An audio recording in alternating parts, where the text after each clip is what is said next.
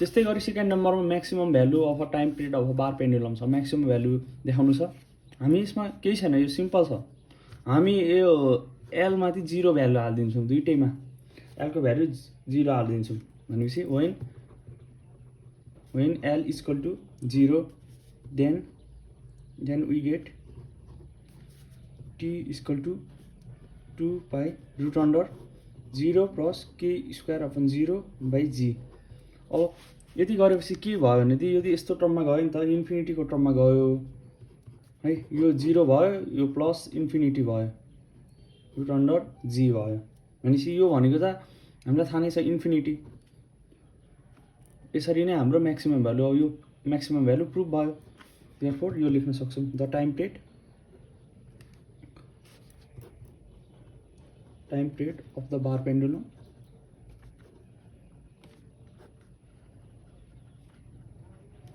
is maximum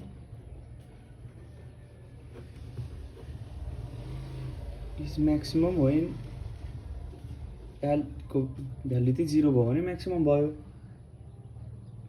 और यो पनि लेख्न सक्छौँ, यो सस्पेन्ड भएको बेला। अब यो इन्फिनिटी भन्ने बित्तिकै हामीलाई थाहा छ L भनेको त distance between CG to the point of suspension हो। त्यसैले चाहिँ और when the pendulum is suspended to its CG। जब चाहिँ हामी एलको भ्यालु 0 हालिदिन्छौँ, त्यसको त्यो भ्यालु इन्फिनिटी आउने रहेछ। म्याक्सिमम भ्यालु प्रुभ हुने भयो यसरी नै। यो सेकेन्ड केस भयो।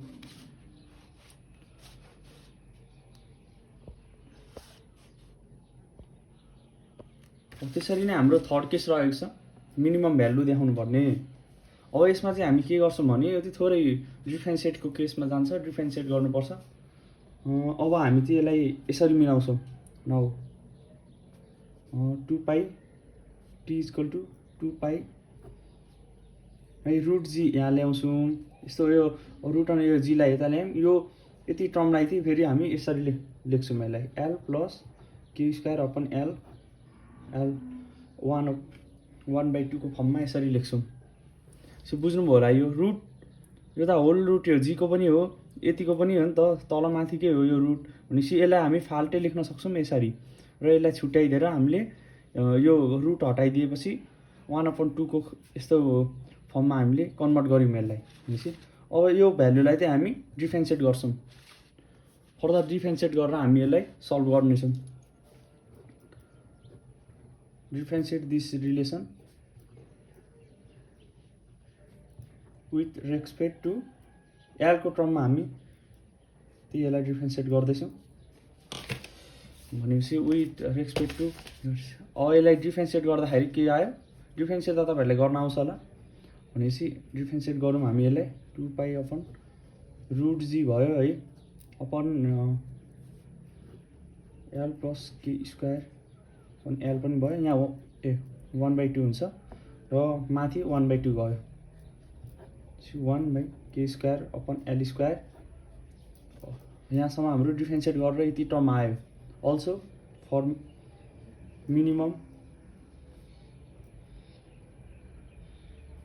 Minimum value of T dt by dx is 0 and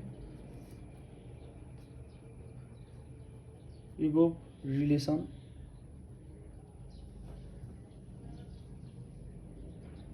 becomes। अब dt by dx लाई चाहिँ हामी 0 गर्नेछौँ। भनेपछि dt by dx को टर्ममा dt by dl लाई चाहिँ हामी 0 गर्छौँ। भनेपछि यो भ्यालु चाहिँ 0 हुने भयो। इक्वल टु अब 0 भएपछि हामी के भयो, यो सबै सल्भ गरेर लेख्दाखेरि आइबाजी L plus K square L minus 1/2 1 minus K square L square equal to 0। यहाँसम्म भयो। यो 2 र 2 यो काटियो र पाई बाई रुट जी मात्र भयो।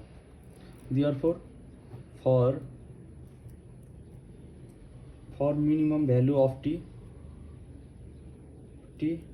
अब यसलाई चाहिँ यस्तो गर्न मिल्यो, 1 minus K square L square equal to 0। Therefore dt by dl is greater than 0 है। अब भनेपछि minus K square L square equal to -1 therefore यो काट्यो L equal to plus minus K prove. यो मिनिमम भ्यालुमा हामीले एलको भ्यालु प्लस माइनस के भन्ने देखायौँ। मिनिमम भ्यालुमा चाहिँ हामीले यो देखाउनु पर्यो यसरी नै। भनेपछि हामीले तीनटा केसमा के हेरौँ, मिनिमम भ्यालुमा यो देखायौँ L equal to plus minus के, भनेपछि म्याक्सिमम भ्यालुमा इन्फिनिटी देखायौँ। र फर्स्ट केस थियो हाम्रो सुरुमा त यही भनेको छ प्रुफ यो K equal to root under L1 dot L2। भनेपछि यो प्रुफ भनेर पनि सोध्न सक्छ। केसेस आयो भने हामीले तिनटै गरिदिनु पर्यो। यसरी प्रुफ भनेर यो पनि सोध्न सक्छ र यो भ्यालु पनि proof L equal to plus minus K भनेर पनि सोध्न सक्छ। हामीले बुझेर मिनिमम भ्यालु रहेछ भनेर हामीले यसरी सल्भ गर्न सक्छौँ। हस्, धन्यवाद। आजको लागि यति नै। Thanks for watching.